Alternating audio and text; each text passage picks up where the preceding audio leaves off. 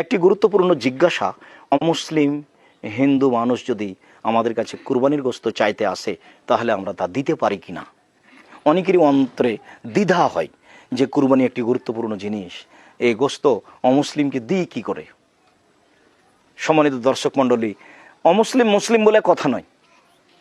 আল্লাহ তাআলা যেভাবে বলছেন, রাসূল সাল্লাল্লাহু আলাইহি সাল্লাম যেভাবে বলছেন, তাতে যে মানুষই চাইতে আসবে তাকে আপনি কুরবানির গোশত দিবেন।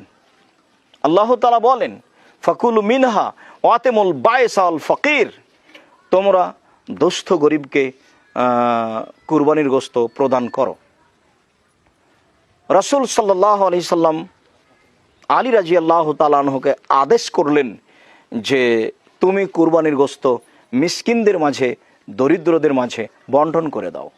আল্লাহ যেভাবে বললেন, রাসূল সাল্লাল্লাহু আলাইহি সাল্লাম যেভাবে বললেন, তাতে মুসলিম অমুসলিম খাস করা হয়নি। প্রত্যেক যে ব্যক্তি নিঃস্ব, অসহায়, দরিদ্র, ফকির, মিসকিন, তারা যদি আপনার দরবারে আসে চাইতে, তাহলে আপনি তাকে কুরবানির গোশত দিবেন, এ কথাই ঠিক। মর্মে আমরা সকল দিনই ভাই বোন যারা আপনারা কুরবানি করেন তাদেরকে, সমস্ত অসহায় মানুষকে, মুসলিম হোক আর অমুসলিম হোক, তাদেরকে কুরবানির গোশত দেওয়ার জন্য অনুরোধ জানাচ্ছি।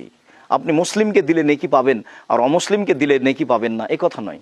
সে নিঃস্ব কি না, সে আপনার দরবারে চাইতে এসেছে কি না, চাইতে আসলেই আপনি নিঃস্ব, অভাবী মনে করলেই তাকে দিবেন।